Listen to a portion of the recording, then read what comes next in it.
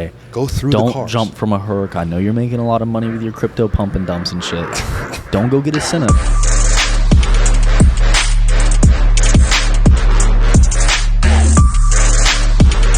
Come from like a lot of trial and error, right? Like hire fast, fire faster. Like I totally understand. Yeah, they're like, wow, you're so mature. And I'm like, yeah, this was ChatGPT. I copied and pasted. I say it's worth 1-1. It's worth 1-1. Right. Because that's what I own them all. He has more piece of spiders than all the Ferrari dealerships combined.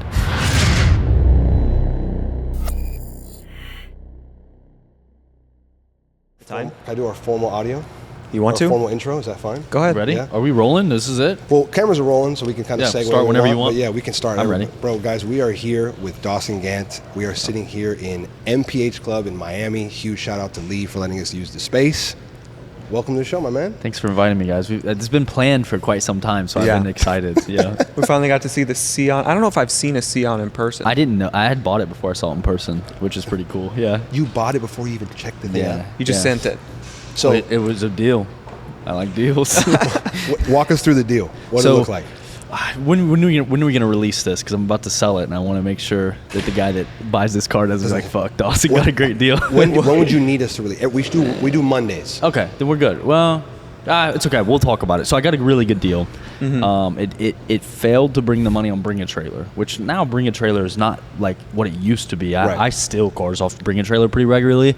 So we called, and it was Iluso. We end up paying just a little bit over what it failed to bring. I think it stopped at like 2.3. Okay. So I'm in the car good. Right. And the good thing about this car is no one knows what it's worth. It's really what someone's willing to pay. Right. And it was going to go to Cario. He wrote the check for it. I was like, all right, I want the car. And he's like, well, dude, like I'll sell this as soon as it hits the floor. I said, okay, well, it's sold to me now. Right. And I sold my Chiron to a guy out of Texas or Arizona. Okay. He bought it. And so I was out a hypercar anyway, so I just kind of fell in my lap.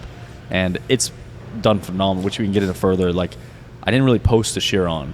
I didn't even realize you had a Chiron. A full carbon Chiron Sport. It was a sick car. But Blue interior shit was so mint. I want it back. I want to try to get it back.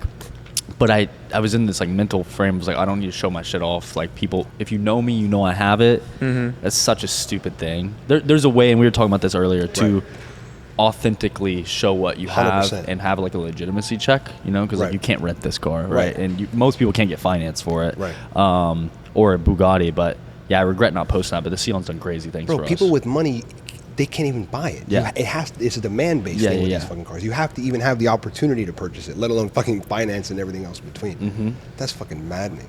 Can I ask what the financing looks like on this thing? Yeah, so I work really, really closely with a financier out of Warren Henry Auto. So they own all the Lambos stuff. So this is an actual finance deal, no lease. Oh, fuck, so that's I put $750,000 down. Okay. I pay like $43,000 a month. Is there sales tax on cars here in Florida? It's Montana.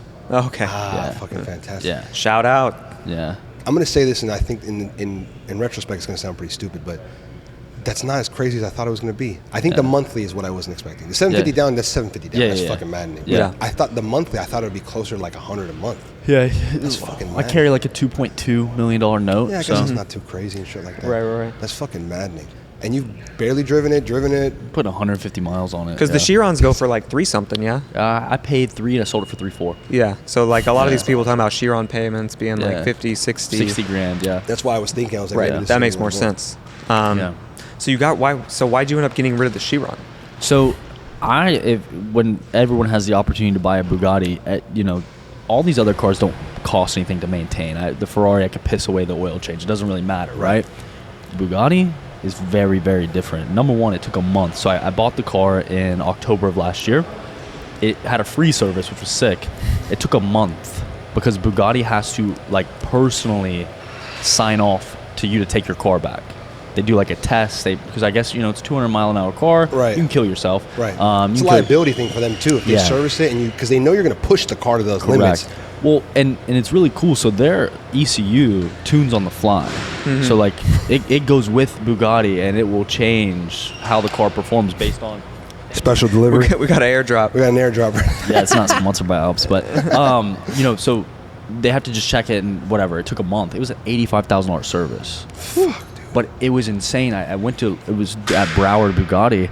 And I showed up. I was like, bro, where the fuck's my car? Like, you guys selling this shit for parts? And I shit you not, the car was taken down to like the frame. And I was like, you guys are doing an oil change? He's like, yeah, we have to replace all the ignition coils, all the like plugs. So like the whole Jeez. car, all my carbon fiber body parts were just like off to the side. And I was like, oh, this is serious. And they don't use the same bolts.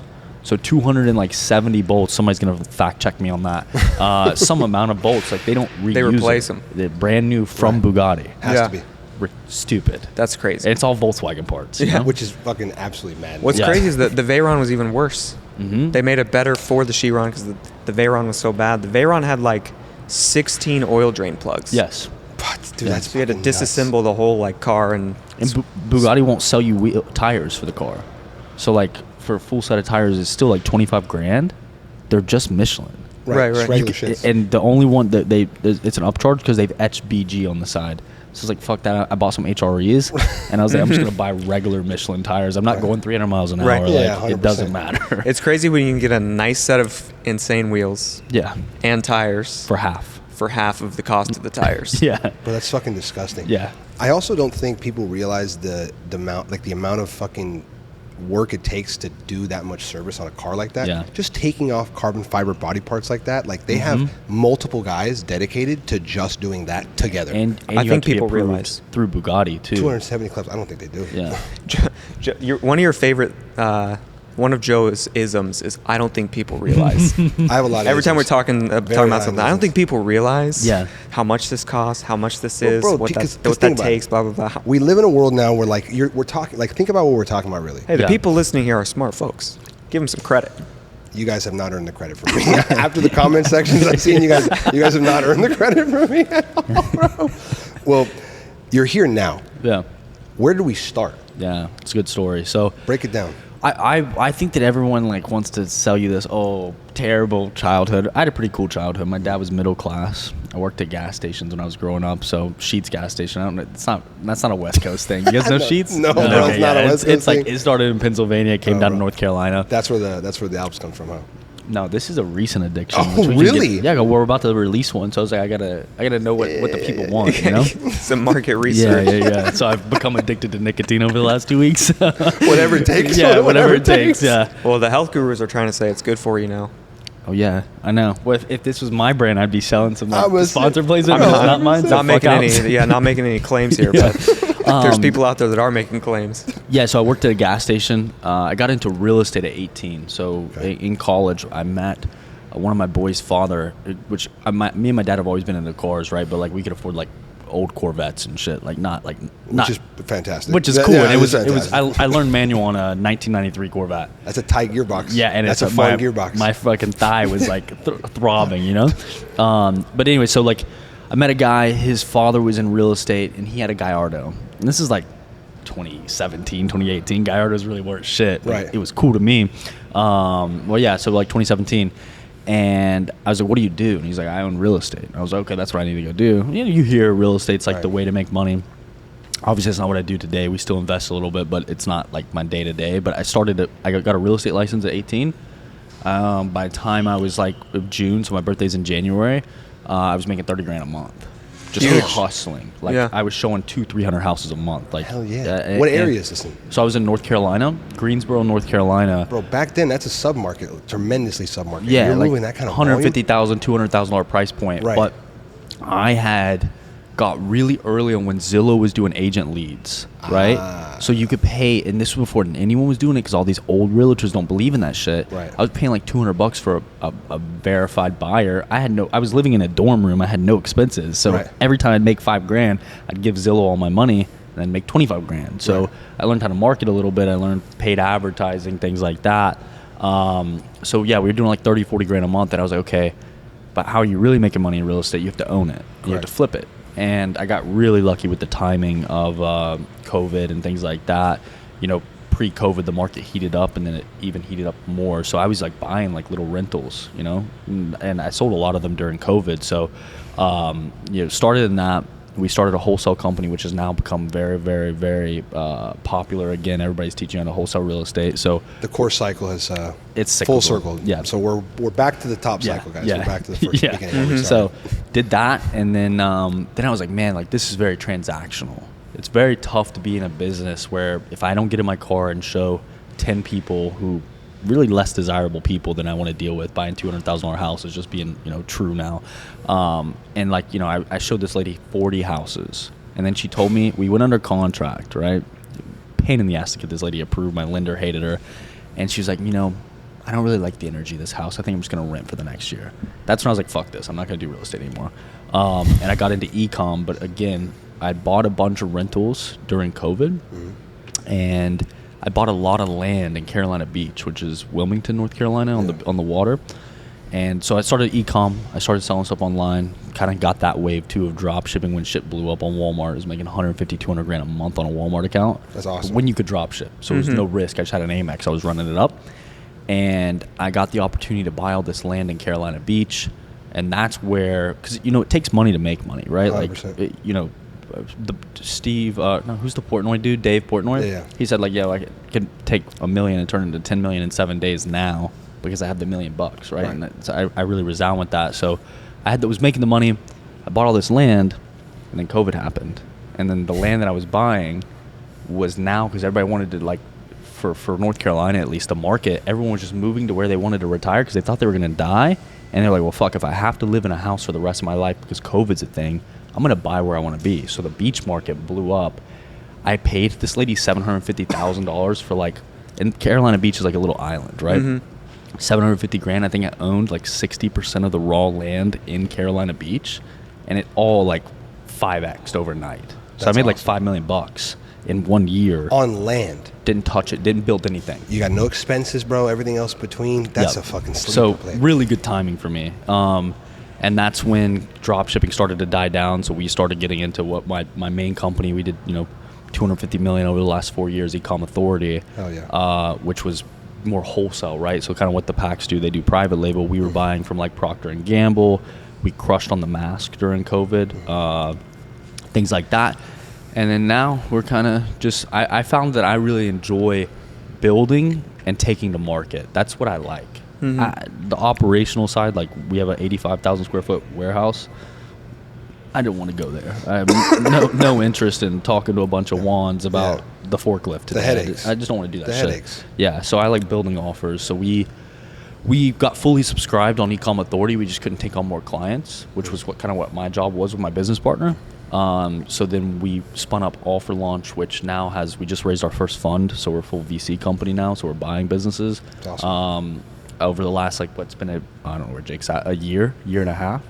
And I found that when I'm able to do what I want, I make a lot of money, So this is the first company I've owned 100% by myself, which has been really good. But I've got some good high executive guys that have equity in the company, but I make the decisions. Love my business partner with Ecom Authority. Just like sometimes you got to be the chef, right? Right. But yeah, it's been crazy now. Now we're taking on like info products. We're working with a couple SaaS companies, tech companies. We're more focused now on stuff we can exit. So shit that I can buy for $1 million today and sell for $100 million in 5 years, right? Which with AI and all these tech companies are blowing up, we've positioned ourselves pretty cool to do some cool stuff. That's fucking incredible, bro. That's the 10-minute spiel on DAWSON GANT. Jeez. That's so the game. Forget all the specific routes. You're always at the beginning of the trend at the right time. How does that happen? I think that I tell all my guys now, right? Because we've got an 8,000 square foot office. I've got 60 people on my payroll in the office. So I'm always trying to build culture and stuff. We're so aggressive with what we'll do. Like I was not rich. Like I wore hand-me-downs. Right. So I know what that feels like. And it wasn't that bad of a life. Like whatever, eating Vienna sausage is not a big deal. Right. So I'm willing to try, like, we're starting 3 or 4 different offers a month with operators, right? And 2 work out really well. One's not a good fit, and we just cut it. So we're really, really, really just shotgun blasting, right? Because I have the money to do it, and I have the team to do it, which is even more important than the money 9 times out of 10. And we've adopted this. I made a reel about it like 2 days ago, the figure it the fuck out method, right? A lot of guys get lucky with one deal, and they do really, really well. They sell their first course. They make $1 million a month. They hit a road bump, and they just, I got to find something else. But my guys know that I will fire them unless they figure it the fuck out. And that mentality has allowed us to be early on a lot of stuff because we're just like, we're pioneering it in a way, but we're also just trying a lot of stuff. But even the early days, like you were on the drop shipping on Walmart at the right time. You were on getting the Zillow stuff at the right time. Is it just Paying attention, trying other stuff, never being like just stuck with like, oh, I'm making good money with this. Open-minded. Yeah, like a motherfucker. And also it requires you to get kicked in the dick once. I think everyone, and I see a lot of these young guys, which we're about the same age. I'm 26. You're like 27. 27. Yeah. Yeah. A lot of young guys our age, they find that one good thing, and when they get kicked in the dick, they disappear. Right? They feel the need to pivot. They didn't plan either. Right? So now, like, my CMO, he tells all our marketers, like, hey, you have to be overly like concerned that something's going to go wrong today all the time. And there's a word for that, which I can't, it's slipping my head. It's probably the Alps.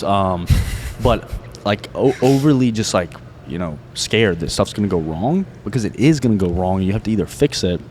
And these guys that are like, we're talking about spending all their money on these cars because that's their marketing. When that stops working, what are they going to do? They ain't got shit. So, yeah. Bro, that's freaking... I think the one thing I caught is like, how you talk about you got lucky in some of the timing and stuff like that? I don't consider that shit luck at all, bro. It's you got to be in the game to even get the opportunity to even have the quote-unquote luck. Because there's so many people that... Because no one foresaw any of that shit coming. So it's literally just about having skin in the game. There's so many people that were waiting on the sidelines, because remember when interest rates were low and people were like, well, what's going to happen? Everything, home prices are too crazy. They're going to come down, shit like that. And it didn't. Being in the game. You got to at least be active to have the opportunity to capitalize on it. Correct. And you to be able, like you have no skills, you have no work ethic. It doesn't matter how many times the stars align, if you're just not going to do anything, So that's big too. But my biggest learning curve is, I was doing this, when at 18, I was a one-man show. Now, like, and I was made a reel about this too, like, I try to hire experts where I know I'm not smart at. Like, I'm great at talking, I'm great at sales. I can run a business 9 times out of 10, but like, we have a developer and a full stack CTO team now, right? Like, that are doing like web applications. I don't understand that. I don't know what JavaScript is. Right. Couldn't tell you, I feel you. But I pay guys really well that are good at their job and they like working with me. And that's made me like really, really formidable in all aspects. So yeah, it's a type of coding. Yeah. Oh, yeah. That's the scalability. Yeah. That's all that it is. Because you'll reach a cap on yourself. And it might be a great cap and you're still fucking pulling everything in, your margins are fine. But when you scale to the higher numbers, you need that. It's impossible. I think that's what I'm learning and what I'm tailoring my mind to right now. Yeah. Is that scalability. And I love weaponized autism. So I was trying to find autistic people. Like my CTO, he wears jean shorts, and I thought he was wearing the same jean shorts every day. No, the guy's got the jean short market on lock. He's got a different pair for every day of the week. Every day of the week. 7 pairs of jean shorts. And, you're talking about coding and shit, JavaScript. He takes notes, like where we would use a Word doc in code. I was like, bro, what's that? He's like, oh, I'm just taking notes for the call. And I was like, yo, you're in like a coding thing. And he was like, yeah, that's how I do it. That's how his brain he's looking at me works. like I'm an idiot. Like, that's how his brain I was like, works. you've never heard of Word docs? He's like, why would I do that? Bro, that's freaking fantastic. That's the weaponized tism is literally the best thing. Yeah. How do you, now, as someone that, okay, let's talk about this.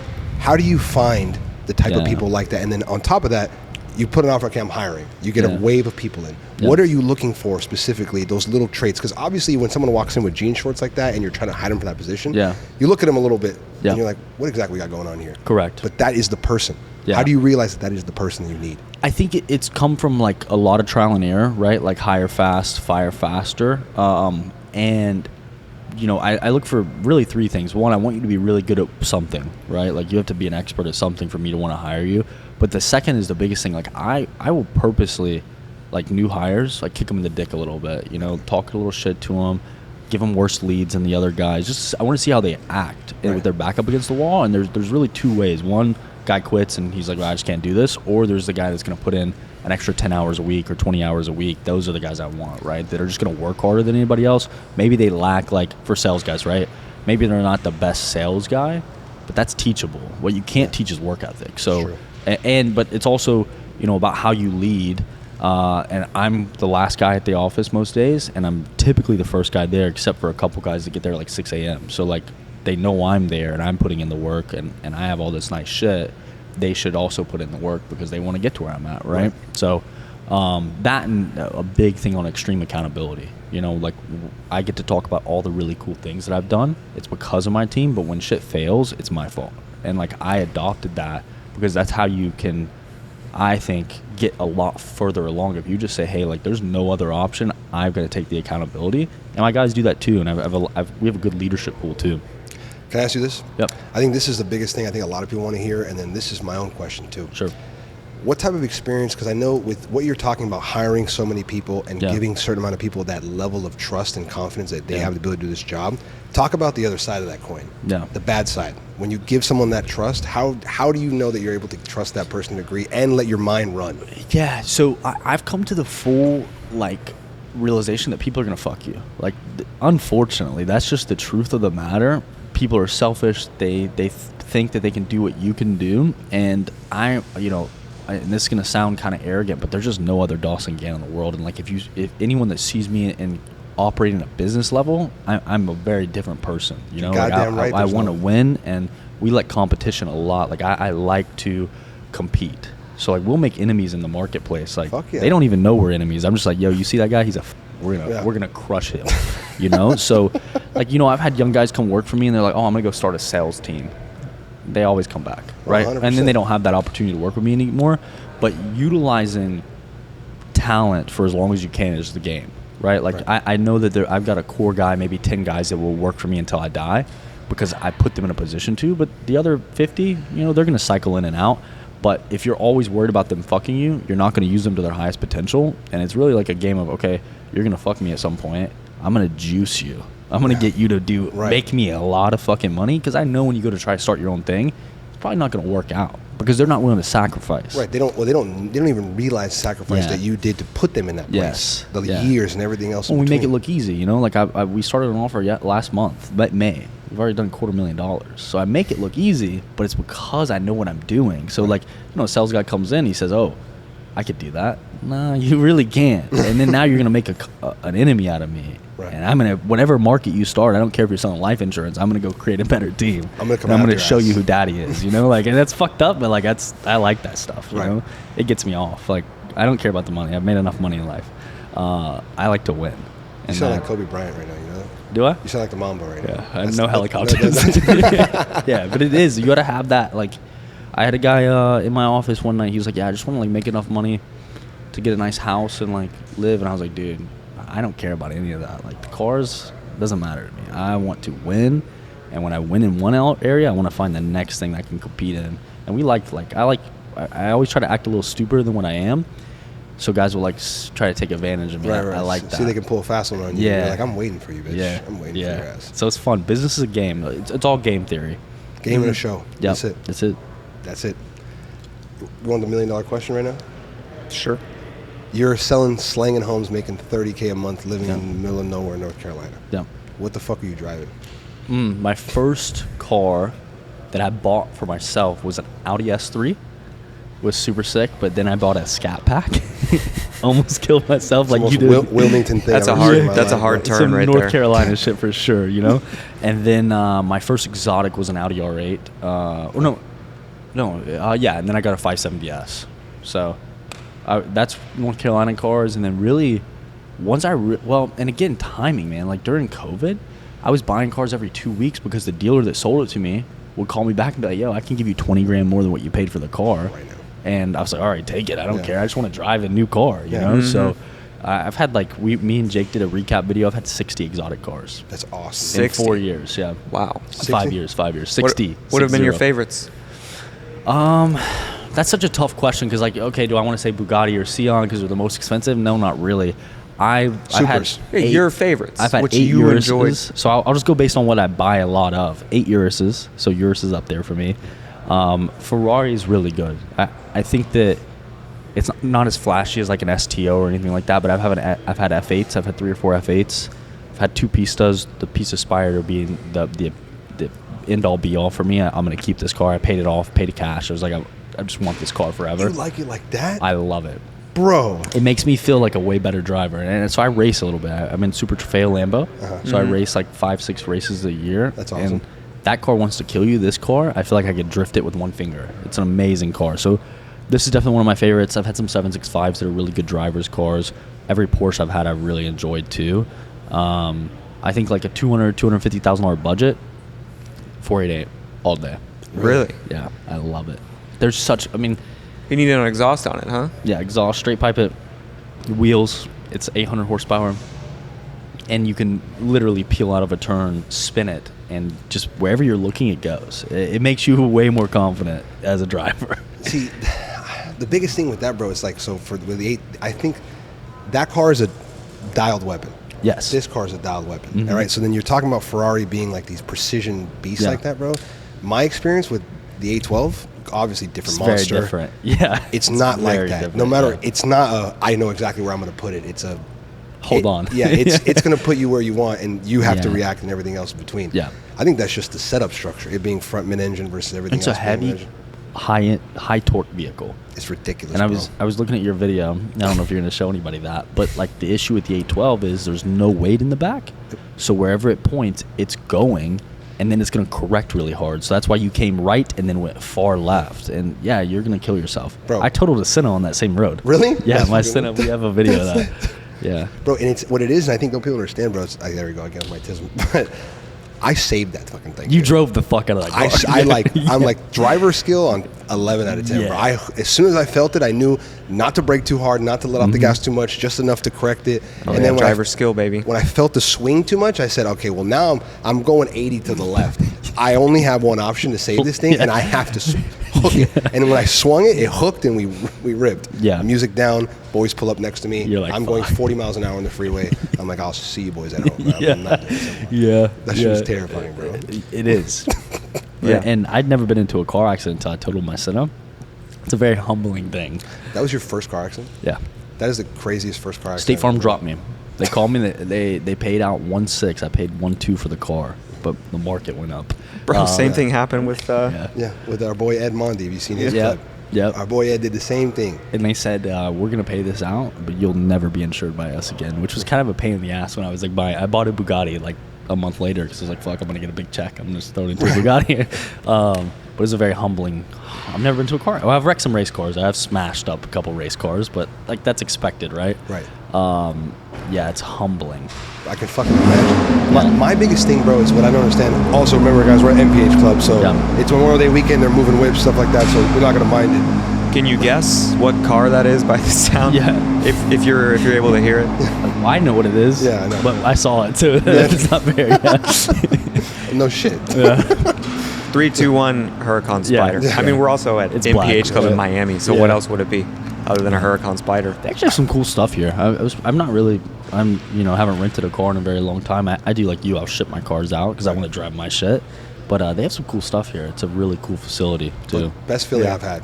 Yeah. Driving my shit. That's the best feeling I had. Well, and think about it. What you paid like $2,000 in transportation. You're gonna pay that for 2 days of renting a car. Bro, we're here for 5 days. Okay. Yeah.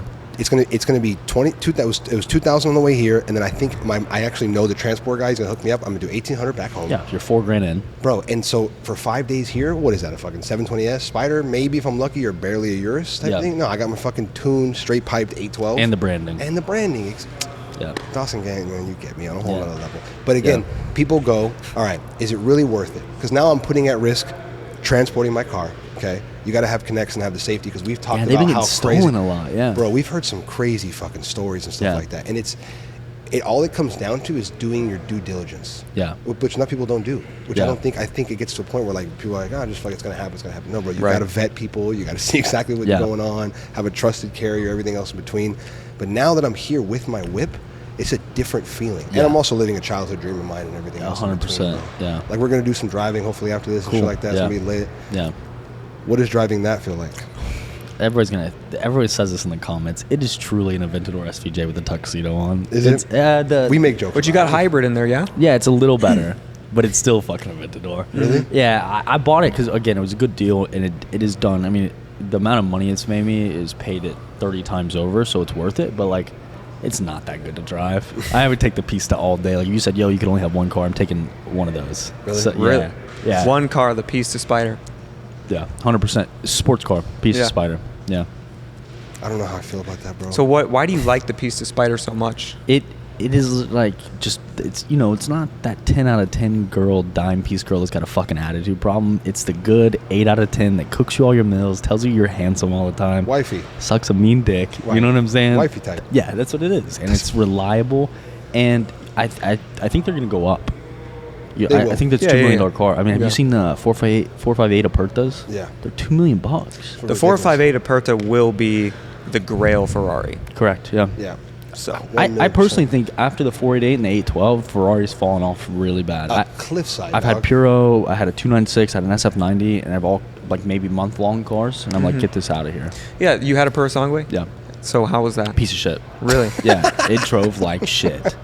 It was not comfortable. So I was thinking like, oh, it's gonna be as fast as the Urus. It might be like a Urus Perf, a little uncomfortable. It was a piece of shit. The gearbox was not good in it. Ferrari sucks with their gearboxes. It's always really long and laggy. You know, you get into a STO, which is what we're looking at. It's really tight. Yeah, it's tight. Yeah, and you think like a super performance SUV. I'm like, oh, it's gonna be like the Urus. It was as uncomfortable as a Urus, like slammed on suspension. It sounded okay, but it just was a piece of shit. The electronics were terrible, and I hate haptic feedback. Really? I want analog shit. I want to feel like I'm in a race car. Yeah. Not. I'm like fingering this car to turn my radio up, and then it's so annoying. It's an ass, bro. Yeah. And we talked about this multiple times. And I'm becoming more of a Ferrari connoisseur now at this point. But the new Ferrari, with the direction they're going, what they've decided we're going to hard go this way, I don't understand it at all, bro. The SF90 was a huge disappointment. The Puro was a huge disappointment. The 296 was fun because it was really well balanced, but it was a V6. And again, the shit was always like being retarded.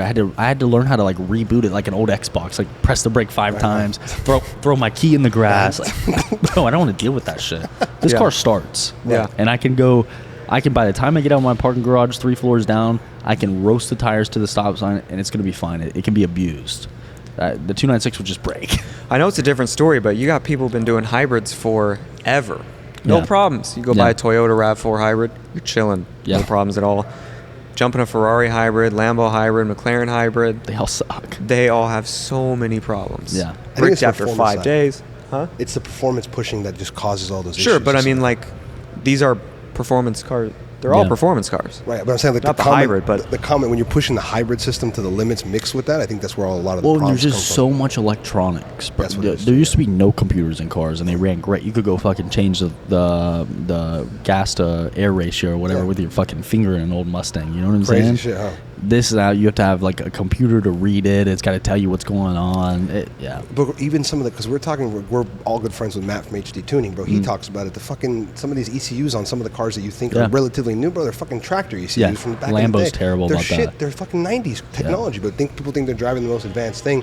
That's not what we want. Yeah. I think we're talking about this. The 458 is going to be that car that's going to see that crazy skyrocket. It's already. I mean, dude, it's going to flip 488 in a minute. Yeah. In the market. I mean, the regular specials are 1.3, 1.4. That's also I like numbered cars now. If I'm going to buy it, I want it to be a very low number production. So like the special edition, the Pista was really big turn on for me because I could have went and got an F8 Spider. It's the same shit, but I would have paid $400 as opposed to nearly they're going for $1 million now.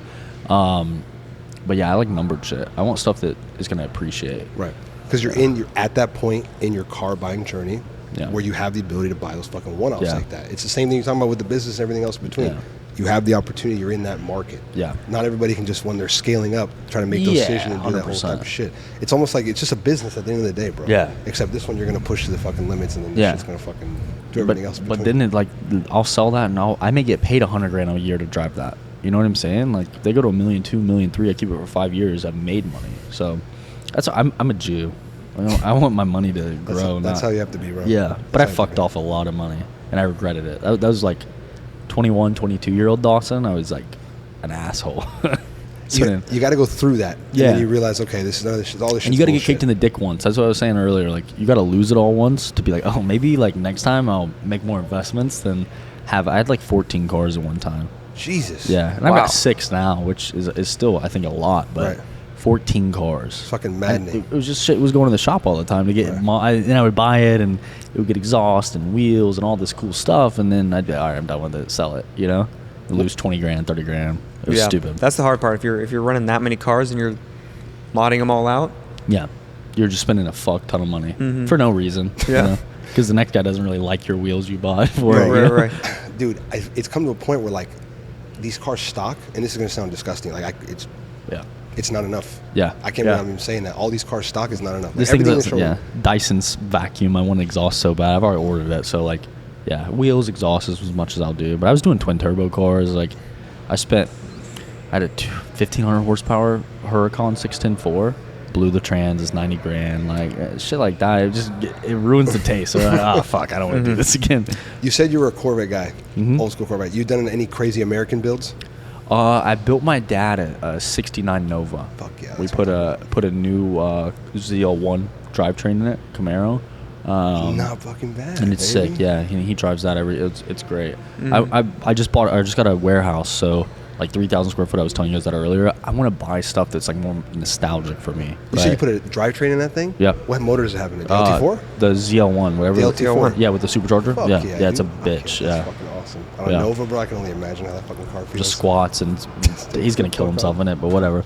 I'm talking too low. My bad. My bad. Can you not hear yourself? I can hear myself perfectly. That's why I'm tripping. My bad. You don't hear how much louder we are than you. No, my bad. Sorry. I'll get a little bit up in this thing. My bad. That's spit fine. on it. We're still teaching him. We have this problem. My 80 episodes deep, and we're still 80 teaching Joe how episodes to. deep's pretty impressive. Thank you, bro. Fucking. Yeah. We started fucking with literally just the two of us in his house, Yeah. and now we're Yeah. MPH At MPH Club. Bro. Content King was telling me, he was like, yeah, it's like blown up because he did a podcast with you guys. And Well, he's the only reason we blew up. Yeah. That's it. Without him, we wouldn't be blowing up and everything else. He was the best episode. yeah, it's crazy. Sandals are questionable, but He's a whatever. very questionable human being, bro. Yeah, he was on there with second guest. With some of your buddies too. He did a group episode with Costum and Yeah. KP and everything else. That's crazy. Bro, Yeah. trust me, times fly and fucking everything else. Yeah, it's a throwback. Ridiculous. So how'd you? So what? The Corvettes and stuff. That's what got you into cars. My dad and I were always like building cars. He's like a tinkerer, you know, like he wanted to fuck with stuff, so he'd buy cars and like we just mess with them. I had like my first ever car was a Mazda Speed 3, if you're familiar with that little turbo hatchback. It was sick, and we would do stuff together. So but I was on a dirt bike, racing dirt bikes at like 4 years old. Yeah. So like I've always been around motorsport, and then I wanted to race cars, didn't have enough money or skill, but now I'm doing that, so it's pretty cool. So still don't have the skill, just have a little bit of money to throw at it. Sure. So, yeah. So how did you get into that? The Super Trofeo racing and stuff like that? I started in prototype, like F3, F4 cars, and it was really, really fun, but it's open cockpit, and I got rear-ended one time, and I was like, bro, I could have got decapitated. So I was like, I need to get into an actual Lamborghini, like something with a hard top, like cup car, something like that. And, it's expensive, but you can pay to be on a team. So, like, just like for the cost of the car for the weekend and the tires and all that shit, it's like 15, 20 grand. And for me, I was like, I'm either going to kill myself on the road or I can go and like try to be good at it. The Super Trofeo car is a very different beast. It wants to kill you. The prototype was like a surgical, it's all downforce, high downforce, low horsepower. So you could hit a turn at 140 and just sucks in. Okay. But at the Super Trofeo, I took it out my first ever time and put it into a wall. Really? Yeah. But I also have more balls than I have skill. Sure. So I just want to send it. Yeah. Like, You want fuck to it see what limits. Yeah, track insurance covered it. I totaled it. $180,000. Jeez. Bro, speaking of insurance, what does the insurance look like on something like this? All my cars are $2,000 a month total. Yeah. Wow. How the fuck? They're insured.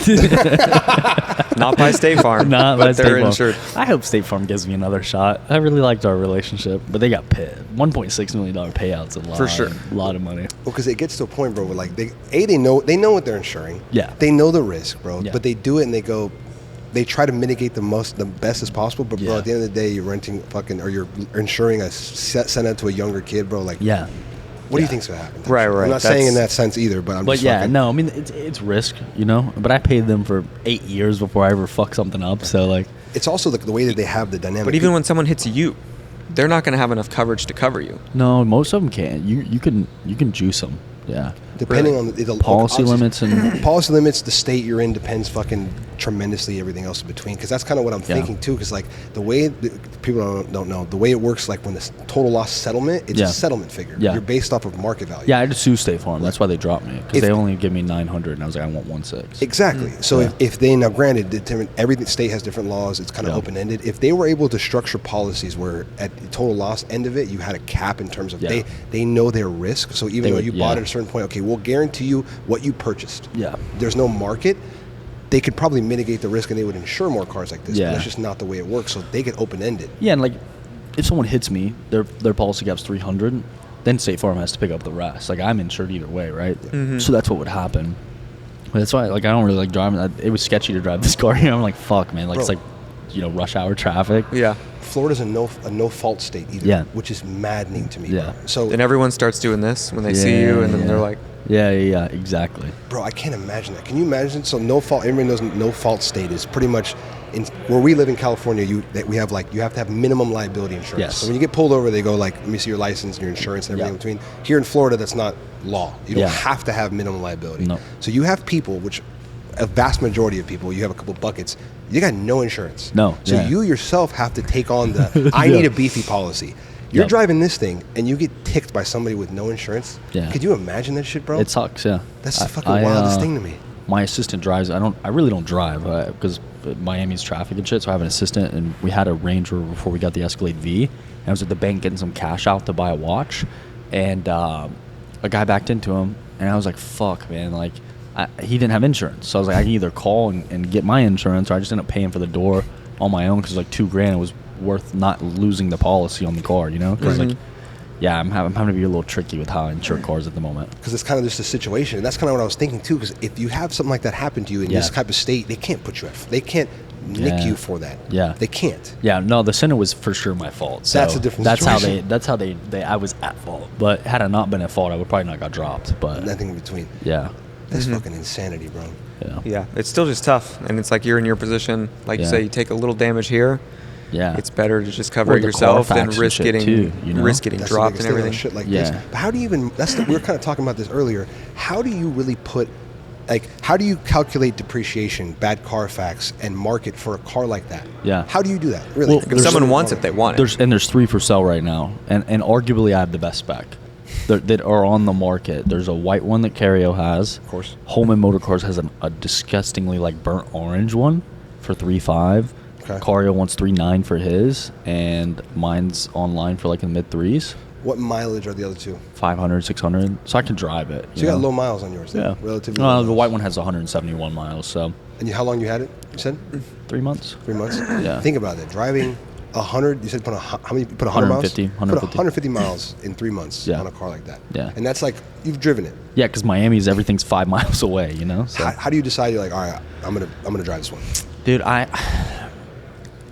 take it to car events, or I take it to things like this. That's really the only time I drive it, because it's not like an exciting driving experience. Right. I told him when we were coming, Jake, I was like, yo, you want to drive the Sián? And he's like, no, I don't want to drive that, because I would have preferred to drive the Pista, straight up. The Bugatti also was not a very fun driving experience. It felt like a Continental GT with 2,000 horsepower. That's what everyone says. But you want to get it back still? I only want it back because I think the Sián's done a lot for our business, but the Bugatti made so many other people happy. And that's a really cool feeling to be driving down the street, and I would have kids cross 4 lanes of traffic to just see it.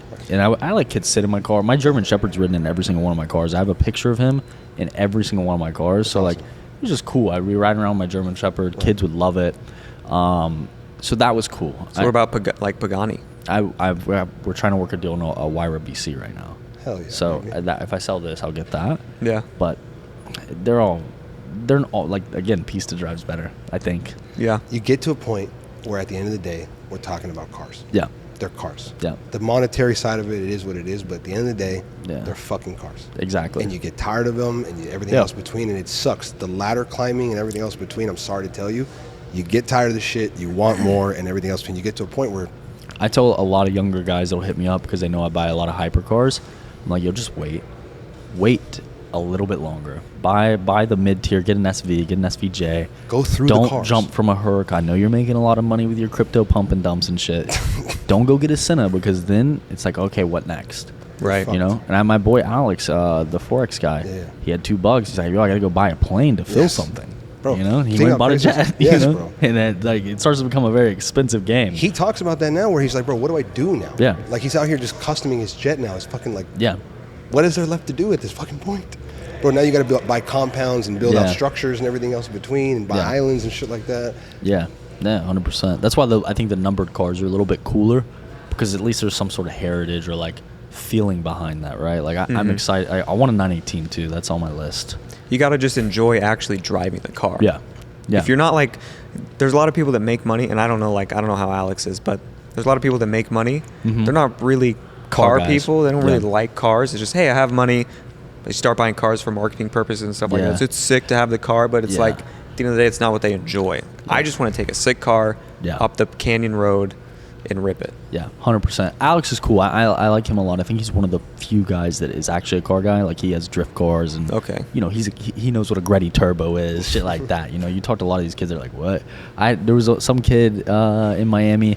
He was like, yeah, my 720S has a twin turbo exhaust. I was like, bro, you don't know car. You sound stupid as fuck, you know? Bro, it's the current condition of fucking what this is. These things are becoming less cars and th's becoming more just marketing. Yeah, and a status piece, which kind of sucks, but it is what it is. But I can't blame it. And that's kind of what caused it, because what the turn was, it was the exclusivity to it. Yeah. And then all of a sudden you have all these lower barrier to entries and stuff like that. Like, even like where we're sitting at right here, like this business model created a lower barrier to entry for marketing and everything else in between. 100%. And now that becomes a necessity, to the point where, like we were talking about earlier, people are overextending themselves to the point where there's no reserves, because they think in a 30-day period before your next payment is due, this car will bring in enough revenue where I'll be able to run to the next month. Yeah. And run to the next month. And they're living paycheck to paycheck. And the unfortunate thing, because none of these guys own real businesses, right? You guys have brand value. You have sponsors. This is something you can sell. Joe Rogan did really well with that, right? When you're selling an online course, like, that's it. Like, it's just course. So when that stops, you still have the mortgage. They rent, but you still have the lease on the car, all this stuff, and you have no real skills and no asset building that can protect you on that. So, like, a lot of these guys can get caught with their I mean, they already are. Like, I'm really good friends with Jacob Cario. He has a leasing company inside, bro. He's repoing 5-10 cars a month. He's killing it. That is crazy. He's killing it. He's a weird fucking dude, but he's a great guy. He's killing it, bro. Yeah. Like, again, you talk about like timing and everything like that. Having that in this city during this time. Yeah. He's sitting on just fucking. I think they kind of they've kind of positioned themselves to be like the largest hypercar and supercar he's got like dealer in the country. 40 Pista Spiders, Pistas, and 458 Speciales. But he has control. The biggest thing is, there's one thing to have the inventory and be a dealer, but that's not the game. Yeah. He controls he's the the bank. Yeah. That's the fucking game. Somebody can walk in and I'm like, yo, I need this because I need to make money. Yeah. He will put you in the position, however it looks like, to get the car. And if they're willing to do it, he benefits from that. Yeah, 100%. And there's no better place than where we're fucking at right now, fucking Miami, to do exactly that. And another big thing that he's done, which I didn't really understand, because I was like, bro, you buy 3 Pista Spiders. Now why do you have 30? He's like, dude, I control the market. I've got all the sub 500 mile Pista Spiders. If I say it's worth 1.1, it's worth 1.1. Right. Because that's what I own them all. He has more Pista Spiders than all the Ferrari dealerships combined. It's a fucking insane thing. Right. He's done it with the Bugattis. He sold more Bugattis last year than Bugatti delivered to America. You know how fucking insane that is? Crazy. He probably sold a couple multiple times over. Oh, he sold mine 4 times. He's absolutely double, triple tapping some of these things, because when I'm done with it, he already has a guy that wants to buy this, you know? And like, whatever, I'll take the next car. So yeah, he sold that 3 times now. So yeah, I mean, it's an insane. He's really done what other privately owned dealers can't do. You know, like I used to do a lot of business with Tactical Fleet. And they're great, but they're owned by Sonic. Like, it's a $1 billion public company. Right. They can move a little different, but he's all like him and his dad. It's really impressive. They're owned by Sonic? Yeah, Sonic Automotive. Oh, automotive. Yeah. Bro, you had me twisted. I was thinking the drinks and the burgers. I don't think that's $1 billion company anymore. I haven't had a Sonic slushie in a long time. I don't think it is either, bro. And it's like, we were talking about this earlier, but I think we're finally, we're joking about the course cycle has done its full circle. I think we're coming to the end of this cycle, and not from like people are still going to do what they want, but what's going to come back is the authenticity of just, how am I generating lead? How are you seeing my marketing? Are you seeing me because this is what you're seeing, or are you seeing who I am and what I have to offer, my value directly? And then you go and you go, okay, he's got a nice car collection, that's what he likes. It's a byproduct. I'm not using this to get you through the door. Correct. I am getting you through the door. And then once you're in, now you're like, oh god, this guy's got a fucking really nice car collection. Yeah. That's coming back. I think that's kind of, we talk about, you're talking about getting ahead of everything and the trends. Yeah. That's, if you want to get ahead, I think that's the market to go to right now. Yeah. Organic, 100%. straight up, just authentic as possible. Fuck all this shit like that, because this is going to die out, bro. Yeah. Yeah. And the average person, like, we're all sitting here, every single one of us has an exotic car, right? The average person is just not going to own an exotic car. And when you're selling info online, like, sometimes that's not what matters to them, right? Like, we sell a lot of info products. We crush, but we do low ticket stuff, like just straight info. they want to make a little bit of extra money so that they don't have to miss their kid's t-ball game, right? When you can like really position yourself as like what the actual ICP is, what these people want, they don't care about this because it's not in their realm of like possibility. They're 35, they got 2 kids, makes $100,000 a year. Like, you're not putting $200,000 down on $1 million car. Well, that's knowing your audience. Yeah, that's really dialing in your audience, because you're 100% spot on, but that's really knowing the info product you're selling. You're really dialing in your fucking target market. Yeah, there are crowds that want this. The Forex kids, all like. Bro, 10 years ago, that was me. I was watching people, and that was our age 10 years ago. That was when this was just starting. Correct. And I was like, bro, that's the only thing I can have. Yeah. Now I'm on the other side where I'm like, I like this shit, but at the end of the day, I just want to be comfortable, where I know my family's taken care of, my generations are set up, everything else is completely changed. Some of y'all don't know the OG Tim Sykes. Oh yeah, that is the OG. Well, in like Ty Lopez with a Gallardo and a brick. Ty Lopez is fucking really smart. I met him in person. That guy's been on every wave. He has. For the last 30 years, dude does not miss. You want to know the best part about that and what it really is? He knows he's staying in the game. Yeah. It's staying in the game. Staying in the game. Long term. Yeah. Stay in the fucking game. Because people burn out, they crash, like you said. Something stops, they fall off, they're done. Yep. He's in every wave because he's been able to stay in the fucking game long enough. And I think that he was the first guy that is unapologetically just on camera. You know, like he had haters. Like when you start running ads, like e-com authority, we're spending $1 million a month on ads. My face was everywhere. And a month on ads. You read the fucking comments. Doesn't matter if you're the most like. It doesn't matter. You can be perfect. Doesn't matter. Yeah. And when we first started like really doing like really moving weight on ads, like spending a ton, I would look at the comments like, bro, I can't read this shit because they're just mean. They're fucking mean. But like 100%. Ty doesn't give a fuck. He does not care. Like now he's doing a bunch of ads for MCA funding, right? Like business loans. Right. He's in a piece of shit California, but he's like, bro, I was like, bro, you have nicer cars. I know your car collection. He's like, no, but you don't get it. This gets attention. They're like, why is he only in a California, right? He's super smart, and he does really well. We were at an event. He does really well of just like acting stupid, and had all these young kids like, oh, I'm crushing. I'm making $1 million a month doing this, and this. And I could see it working in his brain. He's like, oh, I'm going to launch that tomorrow. And he has the team that can do that. So he wasn't in MCA funds until he met a guy that was crushing it, and now he's killing it. So he's a very smart guy.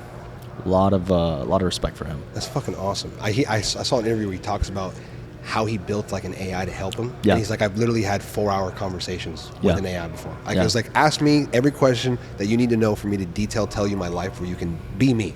It asks the questions. He spends hours spitting out the most detailed answer to the point where now he's got an AI that's him. Yeah. And he can ask it, where are my weak spots? Where am I blind at? What can I do here? Yeah. People don't think like that. No. And AI is going to change a lot of things. I think that, I mean, even for us, right, we have I have a 15-person marketing team. It used to be 25, but we've replaced 10 people with AI that's free. Doesn't get mad at you, doesn't want to come in late, doesn't have a bad day. Right now. Right now, yeah. We don't know that, but right now.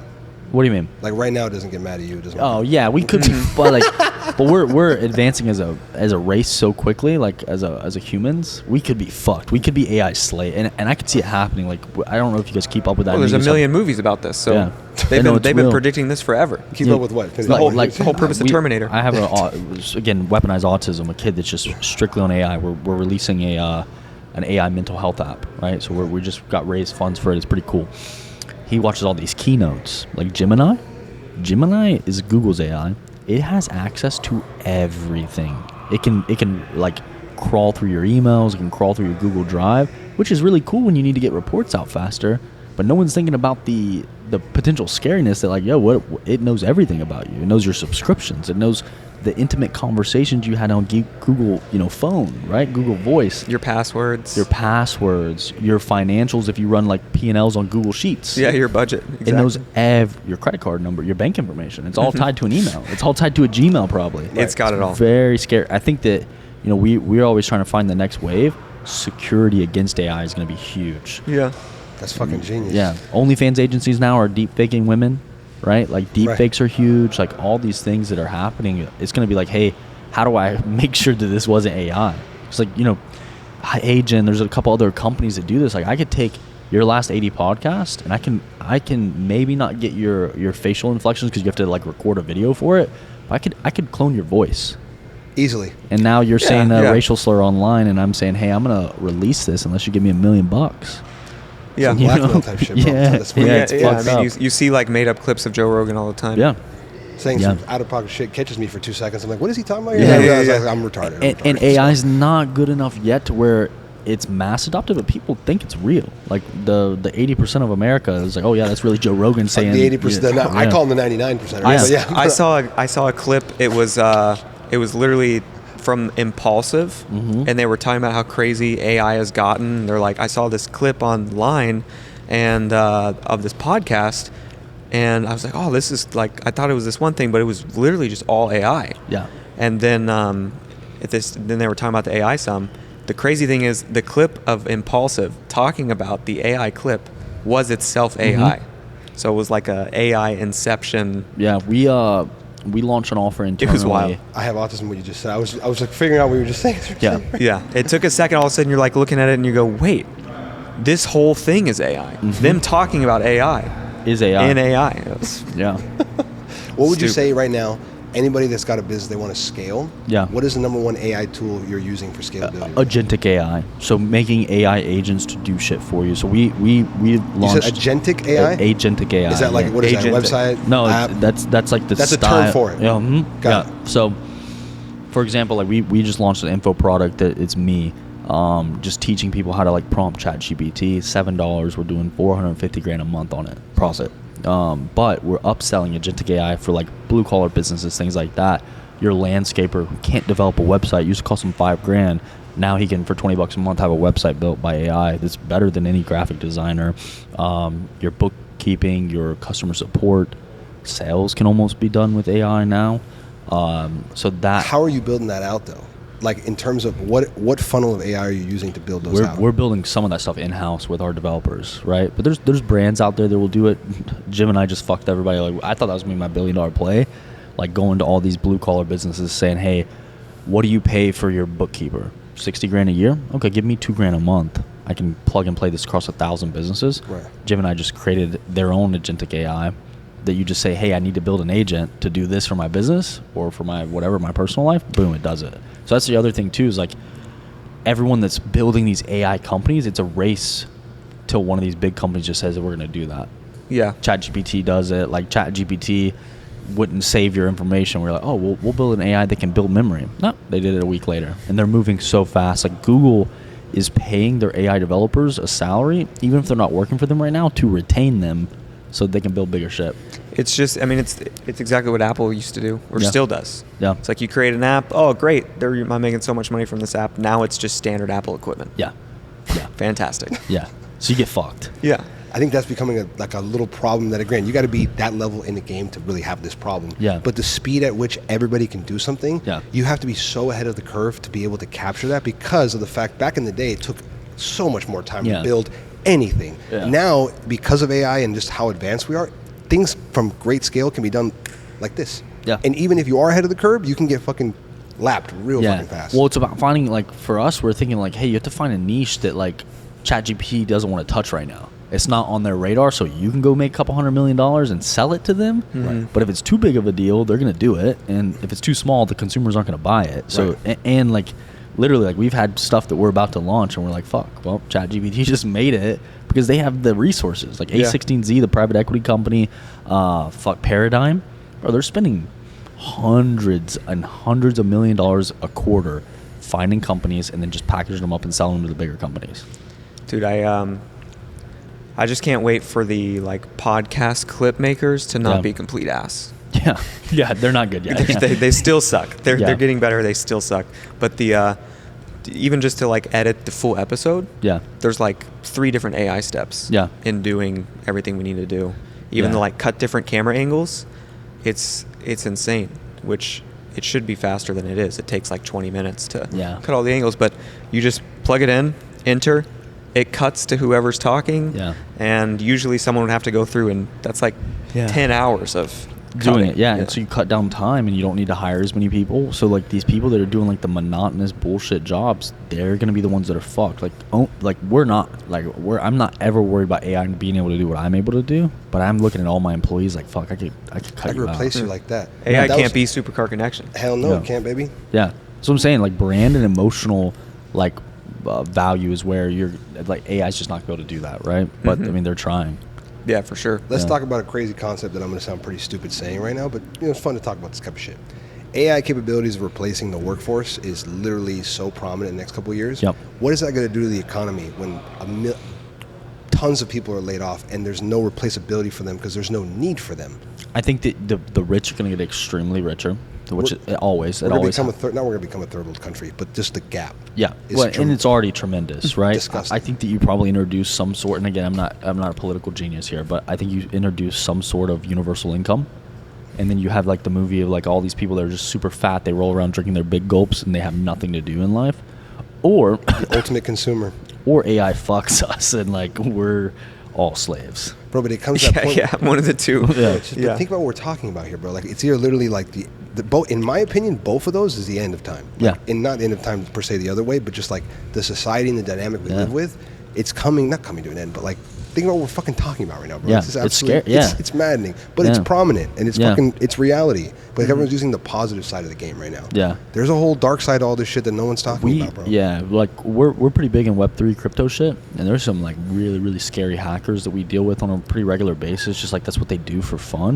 And they're like, bro, like you guys should be very scared about AI. They don't have smartphones, they don't have Google Nest, all this shit because they're scared, and it's not like regular people, it's the developers and the web engineers, and I'm like, yeah, if you guys are scared, I should be terrified. The autistic, they're the ones that know. The autistic folks out there, they're the ones that worried know. about it. Yeah, the capabilities, like, yeah, it's all great when it can save your work a day, but then if it like can get into your bank account, right? All of it. I mean, it's like even as like secure crypto is and everything like that. It's if it can be online. Yeah. Your money is the same way, unless you have it out in cash or you actually own gold. Yeah, like it's scary. Yeah, gold overtook platinum, which is crazy. It's like historically that is not how it's been. It's like the platinum Amex is the platinum over the gold because platinum was always higher. But it'll be interesting to see like what metals do. And I didn't know that gold flipped platinum. Oh, like a minute ago. Platinum's like 1,300 or 1,200 something like that. Just a safe haven of investment. Almost $3. It's stupid. It's almost $3,000. Yeah, it's fucking insane. I think again we talk about everything cyclical, so I think we're coming back to a different cyclical dynamic. But it's just not gonna. You can't because at the same time, like you said, it takes money. It takes money to make money. So depending on how you have it, a lot of people are trying to be more cash-heavy reserve, but even cash-heavy liquid like that in bank account, it's different dynamic. And you need it there to be able to pounce on the opportunities when they fucking arise. Correct, yeah. Liquidity is important, but also building stuff that's going to be around for a long time. And like you just don't, I couldn't tell you what's going to be around in 10 years because life is moving so much. I mean, like you got to think, we didn't have smartphones in 2000. No, bro. We're only 25 years in, and now we have smartphones that can like do your job. My first phone was a flip phone. Yeah, I had the Razor, the little slide up, the Razor, and then the slide up like the Sidekick. You know? 100%. My dude was middle class, but was rocking the Razor and the Sidekick. Hey, North Carolina. North Carolina middle class. That's different. It's different dynamics. No disrespect. That's fair. Him and Tom Cruise were ahead of the way back in the Wilmington side of the game, bro. Yeah, dude, it's changed so much. I mean, just think 10 years ago, like what Amazon was doing and what, I mean, so many of these businesses that are staples. Obviously Amazon was here already, but you're talking about at that point Instagram was like 3 years old in 2015 3 or 4 years old. Silly. The rate at which life happens is just fucking exponential, and I think that we're gonna get, like you say, what can happen in 10 years. In the next 10 years there's gonna be more growth than the last 30. Of course. The next 5 are gonna be more than the last fucking 30. Yes, it's exponential. And AI has just made it even more exponential than ever. How long do you think AI has been around? 30 years. I think this technology has been around. We invested in a company that's doing emotional AI. They've had a lab that's been like working on this full time for 20 years. But and I talk to the founder all the time because we gave him a bunch of money. He's like, we couldn't figure out what we were doing. We were just building a tech, and then now it's being able to be used. And he said we've made more progress in the last 36 months than we have the last 20 years. You have quantum computing and all this stuff. It's and what's interesting is just even innovations beyond just like business and whatever. You think about what, like, you're going to be able to, AI has access to everything, right? All information, all tests, all studies, and we're trying to decide what's best for the world. Like, AI is going to be able to tell us, you need to be investing in this infrastructure, you need to be investing in this energy source. Based on everything it knows. Yes. And it can do research, like, bro, like, you don't have to do research anymore. I don't look at contracts. I have AI. I look at it before I send it to my attorney because I don't want to pay the $1,000 an hour. You know, 100%. I'm like, yo, what should I be worried about this contract? It's like this, and this. Would you like me to suggest changes? And I'm like, bro, I couldn't even have read that. Hell yes. Yeah.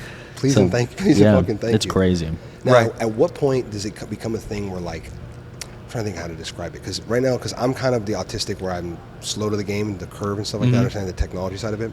You have Gemini right now, which says Google's AI. Yep. Okay, ChatGPT in its own lane, Claude and stuff like that. What are the big ones? Those Gemini, are those 3? Gemini, ChatGPT, and Claude are the ones with endless budgets. But right now, we're in this weird time, and we're heavily focused on it. I'm spending a lot of money every month on AI, so I'd like to say I'm knowledgeable. I think that right now, 2% of America, like of the world, really understands the capability of AI.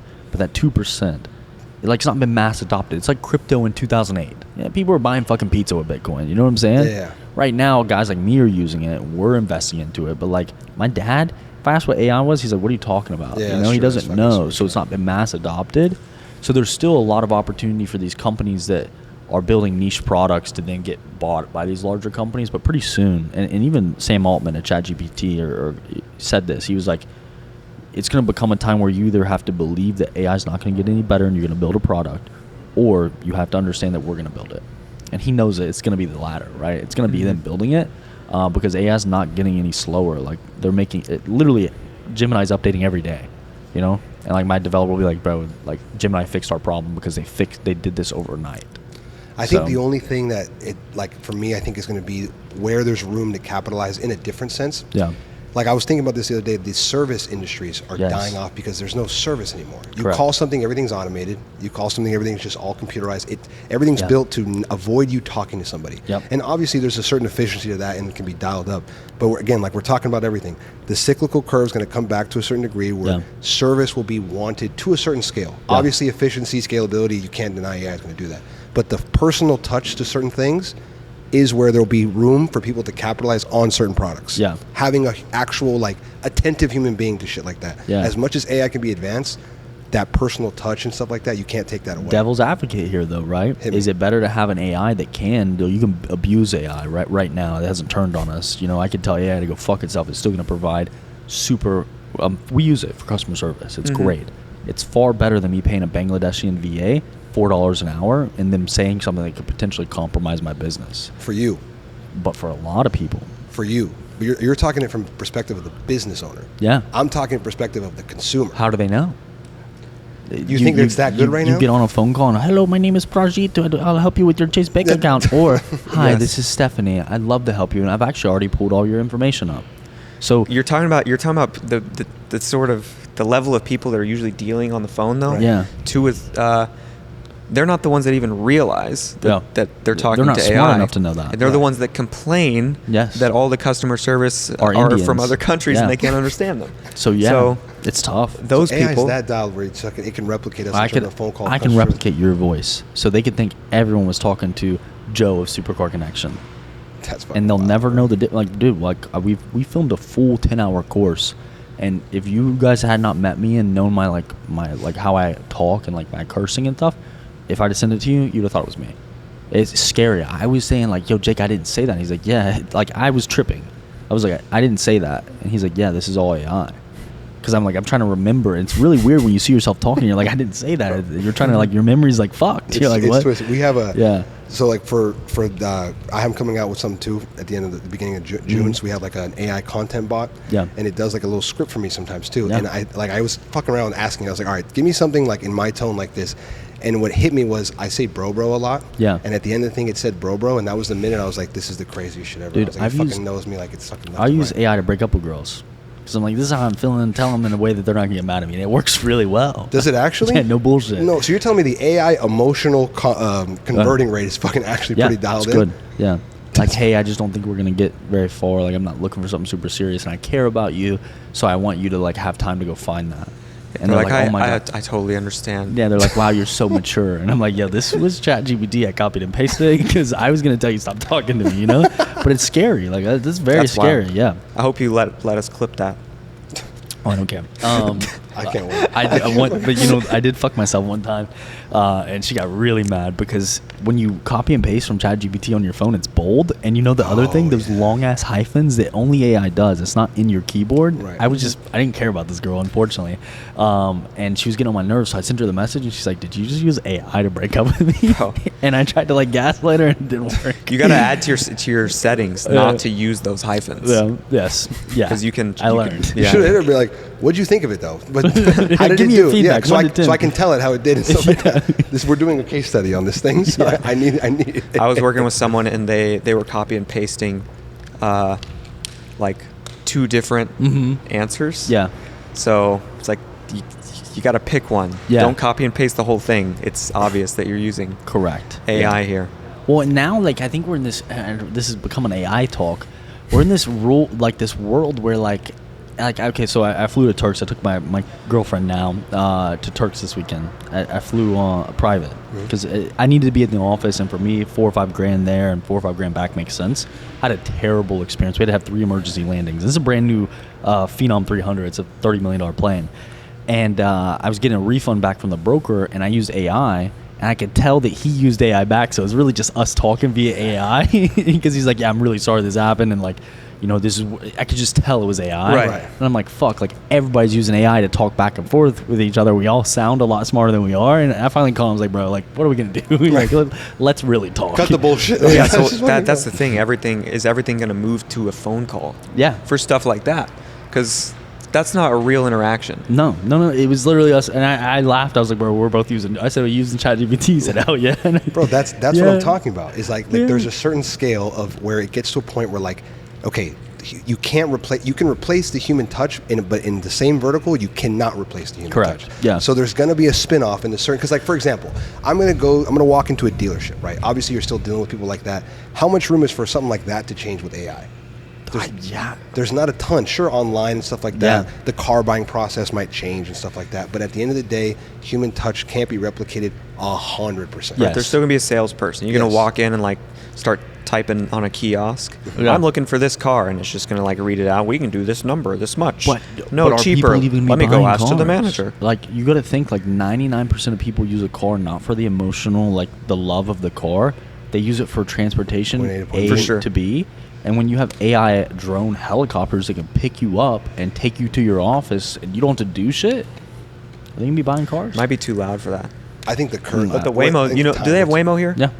So Waymos, I'm convinced that, this is just my theory. Waymo is probably set up to go bankrupt. It's just an information gathering company 100%. set up to go bankrupt for the real business. Yeah. To basically buy it up for pennies on the dollar and then actually have the real business. Because right now they're opened up to so much liability, and they have so many issues. Like they hit things, they run over cones, they do all this stuff. Like they're not gonna survive. No. They are set to gather data, go bankrupt, so the actual company buys them up for whatever. Boom, boom, boom. Or also the little AI, Wash the losses. The little like delivery drones. Right. I don't know if that's AI or just like those things are fucking stupid. Stupid as I shit. smoked one of my Escalade V because it just came right out and I had the green light and I just saw. I mean, it felt like I hit a pylon because they're pretty heavy little things. Yeah, they're dense. And it flew in Miami with someone's chow mein inside. Yeah. And then it was just on its side and like tweaking out.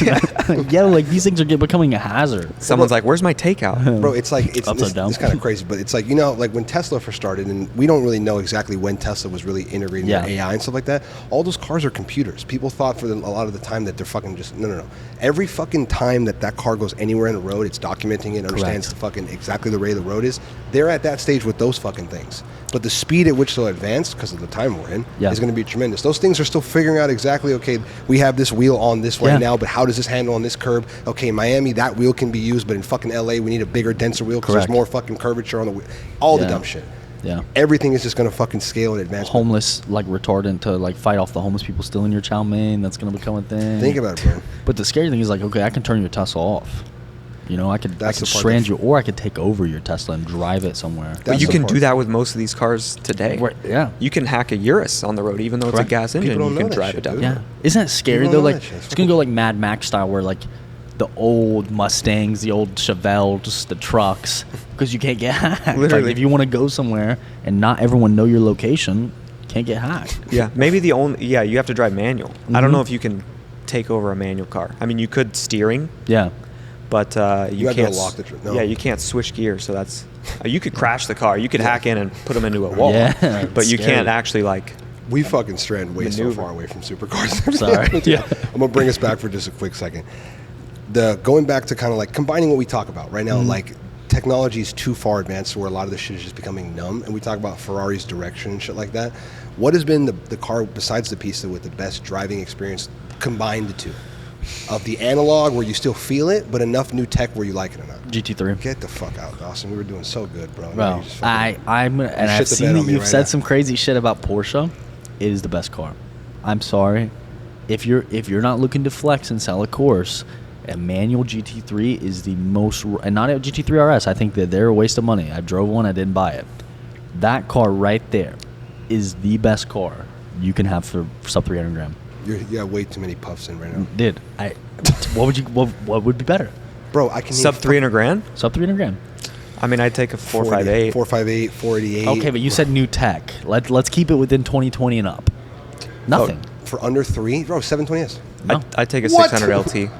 So what? I'd take a 600 LT. That's like 2019. 2020? You can get a And 2020. 2020, You can get a 2020. 2020. The tech's bullshit. But you you don't can have get- Apple CarPlay. Hey, you asked if hey, you said 2020. You made the rules. Okay, but do we want to care about tech? Okay, because then No, well, you can care don't know. about. Okay, all right. Are we talking about only tech? So we're talking about 2020 under 300K only tech. no driving experience. blended. Everything. You said 50-50. Exactly, bro. 720S. You don't have or Apple fucking- CarPlay. You don't even have Apple But CarPlay. now you're talking about tech only. I'm just saying, think about that. Okay, that's the part that's kind of crazy. I understand that too. Yeah. But that's more Yeah, like a licensing partnership You thing. set up the question kind of weird. That's the problem here. I set my autism number. Okay, You said again, blending tech and driving experience. So he's going heavy on tech, and we're and going driving We're experience. going Still, screw tech. It's not very fast. No, I know. It's a good driving experience. It's an amazing driving experience for what it is. I would counter argue that it has a lane. Hold on, it has a lane in the driving experience. Okay, and this is the one thing that again, they've taken a stance on this opposite of like Ferrari and everything else. Okay, and this I'm going to explain to you guys the dualities right now. Okay, Ferrari SF90. Okay, 1,000 horsepower, fast as fuck. Okay, kill yourself. Piece of shit. Can't put the power down and can't take a turn. because it's a numbers and it's an ego as a brand thing. Okay, they're Ferrari. They need to be the forefront. Okay, they've been the forefront since they fucking started way back in the day. Porsche took a stance with these cars a long time ago. We're going to only put the power to the point where we can put it down efficiently, Yes. which is why these things with these fucking flat sixes have 500 horsepower, okay? It could put it down. That's where the handling comes in. Okay? Correct. But here's the part that nobody realizes. These fucking cars scientifically are not meant to handle the way they fucking handle. With the motor sitting behind the They're fucking reacts like that, phenomenal. because it's the scientific of putting the power down. But with that comes the opposite of driving experience. I think you're just making stuff up. I'm right not, now. bro. This is science. Everybody can fact But check me back so on I this. would tell you that It is. if you gave, and I've raced cars before, if you gave me this car and find the little shitty 720S that the plastic's gonna fall out, it's gonna rattle, all that shit, I would scare you more in this car than your 720S that goes in a straight line good and that's it. I can take a turnpike turn at 120 miles an hour, kick the ass end down, and it'll come back. So for usable me- handling. That's just the for driving experience. that's the driving experience that you like. Yeah. I'm You know not what gonna lie to Porsche you. I'm I'd a rather straight have? line speed like. Go ahead. I'd rather have a GT4 RS. That's Gavin. a tough one. I think they're girly. I think you have a pussy if you like. That's your wife's car. Came in. I would give you a That's fist too bump bad. right now, too far away. I like smaller cars. Yeah. So the You are a 911. smaller guy too, though. He likes to wear it. Yeah, yeah. He likes to wear it. He can wear the cars. Yeah. Like Like, I can't fit in a GT. I'd like to RS. crawl into the F1 car over there, but the I like a smaller car. The 911 feels like bulky. But it's such a good car, though. Like that's the only car you can put a pair of slicks on it and beat most race cars. It's a bro. They keep the Nürburgring for a reason. So that's driving Dawson Gant, experience. bro. That's But driving No, experience. it's not. That's your driving experience. What you Yeah, like. you just wanna go, Gavin and I- "Wah, No, bro. Gavin and I, like for example, I've realized about myself. Okay, I had a That is, 720S. you described what he wants perfect. Exactly. So And you're spot on. It's tailoring to the game. Driving experience is so many facets that you Yeah. can't just. There's too many. But There's too many layers. Too We many saw fucking last night. stuff. You can damn near not go in a straight line either. So. Oh, bro, 100%. But I was fucking the time of my life. I was spitting fire and doing everything else in between. And I've come to know this, and this is kind of where I'm at. My 720S was my favorite car I've ever owned just because of the speed. McLarens, yeah. I loved it. And I thought speed. And I was like, that car doesn't sound great, but the speed, the way it feels, it's like a piss missile. But now I'm coming to realize that I don't care too much about the speed. I'm more of a sound person. Yeah. So that being my number one, I can't have this. This sucks. Have you heard one of these straight pipe with Yes, headers? and it's dog shit. No. Yes, bro. You can't walk away this from is insane. It's a flat six, bro. It sounds so good. You're talking shit about the fucking V6s that are in the new Ferrari, stuff like that. That hybrid different. system makes them sound like dog shit. Here's the thing. He's now convinced himself a certain way, and he's taken such a hard stance in the last It's the year and a truth, half though, that he bro. has It's to the stick truth. to it. I've You're, watched a couple you're telling me of your Joe's podcasts. GT3 doesn't sound amazing? It does in its own lane, but if you're trying to pin it against my car, the sound, that car sounding fantastic is a 5 compared to my fucking 10 out of 10. Yeah, but that car you will kill yourself in. You almost killed yourself yesterday. You couldn't take a turn. That's part of the fucking driving experience. He couldn't take a straight. Yeah. I couldn't take it straight. I don't even want to see Okay, you hold turn. on. That's also because I have fucking tuned damn near probably 850 horsepower on 315s. Don't get, that's not fair either, okay? That's not fair either. That car, what does it have, Joff, what does it have in the rears? 315s Is it 315s? or 285s? What is it? There's no way it's 285. No, It's no, it has to be. 315s. Okay, exactly. Or Hold on. 305. I'm going to make a fucking point right now. 305s. Okay, 500 horsepower, 305s, okay? 315s with a fucking 300 horsepower jump up. And probably 400 torque. That's why. So again, it's just different driving experiences. That is a precise missile, and they've built their brand on making a precise missile. Yeah. But for me, I need a little more oomph and sound. I So can't then you do go it to with those Pista. cars. Then Pista's F8. A12. F8, no. Bro, what? It's not. It's not even precise. It is a missile that is like from like 1960s with no heat-seeking capabilities. You're just gonna kill it. I had It's like one. an It just Iranian goes like- missile. It just goes like this. Yeah, The sound, and for me, I'm not gonna lie to you, and I've talked about this, and everybody hates me for saying this, bro. Being big, how comfortable I am in that fucking car, bro. That's fair. That's so for me. I've realized, guys, the A12 is the ultimate for me. I've realized. That's an insane thing. We should cut that. No, He bro, I'm wants telling different you. things. Yeah, I like it, bro. wants different It's things. what I like. And Yeah. what's sad is we used to be kind of like, he had his things, I had my things, but we still had a lot of overlap. We were just a Venn we're diagram. Yeah, you guys are further growing and further apart. away. We used to be a really nice Venn diagram, like a Yeah. perfect Venn diagram, and we've become kind of more circles now. Yeah, I mean, even gonna have to shut it down. 911 ST, sick fucking car. Those are what, like 900 right now? It's a twin turbo or turbo S motor, 6-speed rear wheel drive. That is fucking That's fun. sick. That's fun. Yeah, that shit's on an 812. Doesn't sound as good. It's faster, handles better, visceral driving experience. How much horsepower is that? 700. Okay, see, now again, we're talking. Now you're talking about something that could get me a little bit more excited. Yeah. But again, I'm still sound, bro. I need the sound. That's Yeah. my number one. Yeah, so everybody you like likes the sound, different like stuff. Put that Valvetronic on an Audi R8, and it sounds amazing. Put the Valvetronic like I have on my fucking A12. I haven't heard it. Wait till yeah. you hear this bitch. Yeah, Don't worry. It's we'll fucking- clip that up. I'll be like, whoa. I mean, I straight pipe mine, and Shout I out did Austin. headers. Yeah, Austin used to hook me up. You did headers on yours? Yeah. That's a lot of work, dog. That's the now you had the ultimate fucking exhaust experience on an A12. Yeah, Doing but fucking it just headers a lot of work. every time I wanted to hear it, the car fucking wanted to put me into a wall. It's not that fun to drive. Did you put bigger tires in the back? Yes. What'd you have on it? What was you rocking? 335s? That's very decent. Bro, it doesn't matter. There's so much high-end torque. Huh? And there's 315s on those. So you're telling me 315s. I'm rocking the same tire as a 500 horsepower flat six shitbox. My point exactly. Job, bro. where do you fall on this? Are you a Porsche guy or would you? Yes. Joff is covered from Driver Supercar experience, he Connection. says yes. Yeah, it's a better car. And it's a more versatile car. Like, you're worried about going stoplight to stoplight, getting your Instagram reels. This car does it all. Canyon drives, track. I'll give you that. And it's, from a dead dig, it's almost as fast as your 800 horsepower 812. But then I'll counter you. You know what? Fuck this, Dawson. I'm going to enter the Porsche world. Let's go at this right now. Yeah. Turbo S. It's I'd rather have a GT3 than a Turbo S. 100%. But if you can have, like, now you get into, like, okay, how much money do you have? Right? Because I would take both. The Turbo S is a fucking insane car.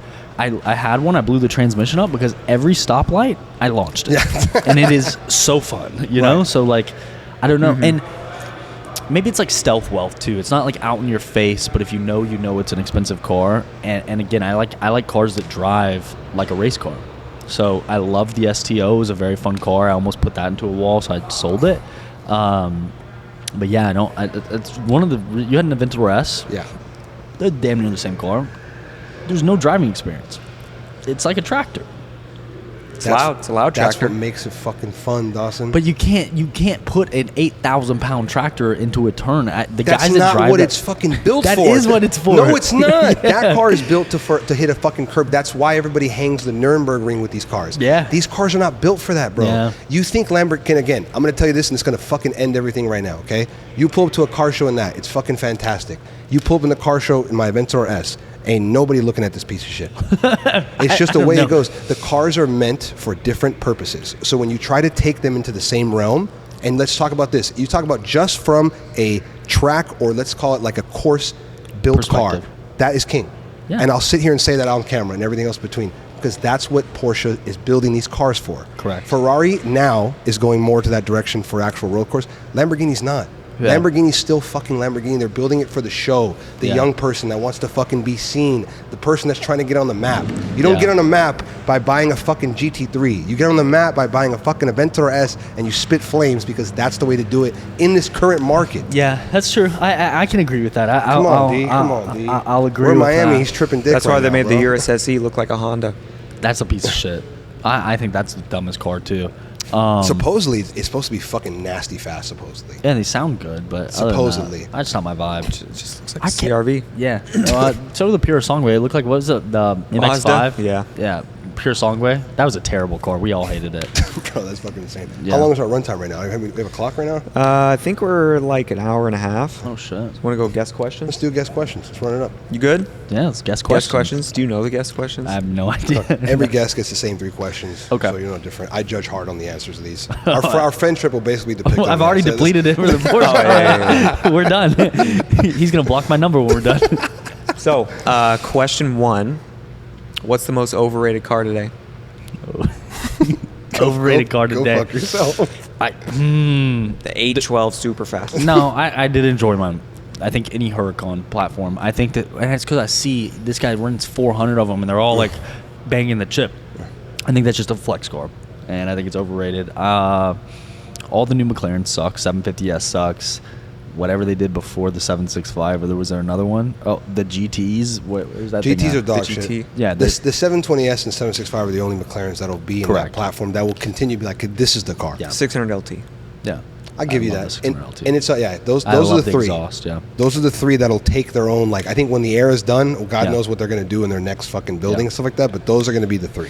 Yeah. Yeah. I think Huracans are played out. I think like the Technica is so stupid. Yeah. They should have stopped at the STO. That was a great car to stop at. We saw a guy driving on the highway on the way over here in a Huracan Spider, He looked gay, didn't he? hand up on the Holding the the thing top, like yeah. this, like Yeah. a hand on the windshield with the top down. Yep. Arm tat, diamond Yeah. watch. Sells a course for I was sure. doing this, Montana looking at plate. me, looking at him. I was like, you're a dick. You're a fucking super dick. Bro. Yeah. I hated all of it. And here's the problem. As enthusiasts, we fucking argue all the super detailed dynamics of the car. Yeah. But at the same time, the manufacturer's not building that. They built the Huracan a certain way, and they realize after a certain point, reliability, the demand is fucking Correct. through the roof because of lowest barrier to entry.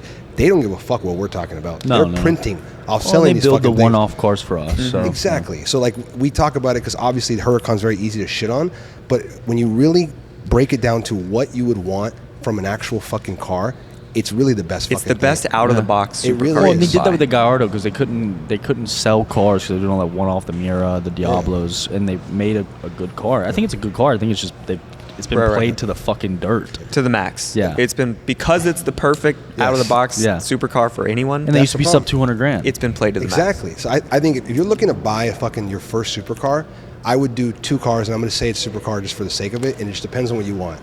Huracan or Turbo S. Huracan if you want the show and everything between. Turbo S if you don't care much about it and you just want more reliability and like actual like actually holding your store value. Yeah. Those are the only 2 clear-cut choices at that Agreed. price point. I can agree. Second question: what's the most underrated car today? Ooh, fuck. Underrated? Yeah. What doesn't get enough love? I think that you've just slandered Dawson, Porsches suck this a whole dick, time. bro. Suck I a think that they're great cars. I think that you can find a Porsche for literally anything you want to do How is it underrated? because you guys just slandered it. I slandered it. No, And but a lot of people I'm the slander it. one-off. No, no. I'm one of one over There's here. a lot of people that slander it. lot of people slander it. Yeah, yeah. I'm gonna go Porsche. But at the same time, you're one end of the other. yeah, It's God's gift to the earth, yeah, literally. or it's trash. But you know you have to mature a little bit to like Porsches. the 19-year-old course kid doesn't like a Porsche because it doesn't do what you just said. So that are like, That's why it's the old heads driving. Knowing your target audience. And I Yeah. said it once on this fucking podcast. It's the same thing with the fucking cars. yeah. that's true. Lamborghini's not trying to sell to the same person that's buying a Turbo S. I'm saying it. Yeah, that's fair. They're Not built wrong. for different purposes. And like I said with driving experience, there's different driving experiences and there's different points. Turbo S slider is 8 out of 10 on every fucking thing. Exactly. 8 out of 10 across the board. But sometimes for me, I would rather take 6 out of 10 on others, but give me 10 out of 10 sound. That's all I want. Yeah, and okay, I was looking at a 2RS, which is the Turbo S race car, pretty much, right? On Rear-wheel crack. drive. Or this, and I went with this because it does 8 out of 10 everything really well, but this has like a more exotic look, and I believe in the brand a little bit more. I'll tell you what, and I'm going to say this right now. I think my Porsche hate will end when the new 2RS comes out. That's gonna be a nasty motherfucker. There's a little bit I'm worried about, but I think if they do it how I'm expecting them to, that might be the pinnacle of it. We need to get you into a 2RS right now. They exist. No, but that's the old one. I want to No, see you but never the something. old drove? one's fucking sick. It is He pretty loves crazy. it too, yeah. All right, last question. This will be tough for you because we're going to limit you. But Yeah, Mr. 60. 3-car garage. You got to pick 3. No You get- budget. Hold on, bitch. Hold on. Okay. You get one. Let me get it out. You get one with one car, no budget. One car, over Okay. $1 million. One car, under $1 million, and then an SUV or daily. Of some Cullinan, sort. Black Batch Cullinan. I have a wide body Urus, and I still like my Cullinan more. No budget. Either a Jesko. Okay. A Jesko 100. I have not driven one, but if I don't have to worry about maintenance and shit, like because they're always breaking, Jesko for sure. The second would be a 918. I'm gonna get one of those if I was gonna do that. Sub $1 million, SVJ, or Piece of Spider. One of the two. You go SVJ happened? over Piece of Spider. What happened, white boy? What happened with this and this? No. What happened? It's a 3-car garage. Okay. Under $1 million. But you just Well, said fucking SVJ. He said What? under 300 Yeah, when he under talked about 300. this. Yeah. Okay. What SVJ happened Roadster, with- Piece of Spider. That's the only two I would choose, and that would be a very tough decision for me to make. Why one would time. you Why would you choose an SVJ SVJ? Roadster? Yeah. Why is the SVJ even in I the had a conversation? yellow one, and it was such a fucking fun car. Why? Because it's loud and it was bright, and it got Thank a you lot for of being attention. on Supercar Connection. My fucking point stands. Well, I just turned this motherfucker from the dumb shit he was saying to the right shit he was But saying. I would still Piece of Spider probably 80% of the time. I respect that. Yeah. 'Cause I that own makes it. sense. It I can miss be- my SVJ. This thing is fucking dialed. Yeah. I've driven Get packs a another couple one. times. That shit's fucking dialed. Yeah. I love it a lot. I'm not gonna lie to you. I think they're overpriced right now. But What is? SVJ? Get an SV. I think the SVJ market. I like the SVs. The SV is kind of the decision to make. But I Yeah. think the problem, even the pricing is one thing, but the actual cars out on the market is the problem with the SVJs. Everything's a question mark. And I've gotten really lucky with both that I had and had no issues. But like Qasim Blue Yeah. is up. But we have a boy that has no third gear, and like to get it worked on. Zumi, that's what we're talking about. I would say the Hidden Hills one is just second to fourth. I'm like, Yeah. bro, how are you driving that thing like that? So the Piece is a great car. I think that if you had the opportunity to sit in that and drive it for more than 10 miles, it's your car. Yeah. I feel that. Yeah. Last thing, what all do you actually have right now? Sián, Pista. Sián, Piece of Spider, Black Badge Cullinan, wide body 1016 Urus, which I never drive, and then we have an Escalade V, which my favorite car. Best car. I feel so American ripping fucking supercharged. That's the North Carolina Yeah. baby. That's the Yeah, deep we- fucking roots right Yeah. there. When you smash on that supercharged V8, Yeah. nothing feel like that. Yeah. Dog. Nothing Yeah. feel like that. Yeah, In I that love the weight car. too. Fuck yeah. Yeah. That's a good choice. I want to sell the Sián. $3-4 million car. There's a lot you can buy and have multiple cars. And now that I have the warehouse and shit like that, it's cool. But I'd like a 918. That's on my list. And if I get a 918, I want to pair it with like a sub $1 million car, like maybe an SVJ. I don't know, something like that. That I think I would rather spend the money like that, because you can move it a little bit easier too. One thing I have heard, we've both heard it from a couple friends of ours, is the 918 is probably the peak hypercar That's what I've heard. So, Cario has one, and he won't let me drive it because he knows I'm gonna buy it. what kind of motor's in that? V8 twin turbo. He won't let you buy it. He won't let you drive it because he knows you're gonna buy it. Yeah. How does that make sense? Is he not a He's car gonna dealer? get the best deal. Yeah, I Cario wants to smoke make some Cario. money. That's Yeah. why. I mean, like, yeah, the He's Piece got- is a great. Jake's got to take care of him, so Yeah. he's going to make less profit on that one. So he's Yeah. like, no. Let me move this one, and we'll find you a different one. Yeah, or he wants to sell the Sián first too, because I mean, I also have a threshold. Like, I don't want to spend X amount more a month on cars. I feel like there's a point where you're just becoming an asshole. Usability too. Yeah. What the fuck, you can have fucking 30 cars, you can't drive fucking Yeah, and shits like you that. think like, bro, $5-6 grand a month, it adds up. Like my car note's 43, 11. My Cullinan's 8. My Urus is 7. My Escalade V is 2 Gs. Yeah, 70 bands of fucking $70,000. Yeah, it's almost $1 million a year post tax. It is $1 million a year. So like, I think I could do a lot more with the 43 grand. I could have a Senna and a 918 and get more usability. But also, I've been really horny. Like, I want like an E92 M3 with a supercharger. I want a fucking, like older Porsche. I had a 930 turbo, a red with like a big turbo on it. It was insane. Back when they had a little bit more personality and shit like that. And it was a smaller car too. You'd have liked that. It was tiny. It was like a little clown car. Yeah. That car tried to kill me every time I drove it, and it was a fucking visceral experience. Back when they had personality. They have personality. I could make you cry in that car. I don't doubt it. But Yeah. it's just the way you're gonna do it is just not what I look for. Yeah. And you're not gonna make me cry because fucking after last night, I'm not. I've made people beg for their lives in cars, race cars especially. I've got video. So, I don't know. Here's my answers. I respect that. Well, thank you for coming on. I appreciate it. Been a yeah. blast. Thanks to Lee for MPH Yeah. time. Huge shout out to Lee. Awesome Yeah. setting. This has been fucking fantastic. I had a great time. We're in Miami. We're Supercar Connection. We're out.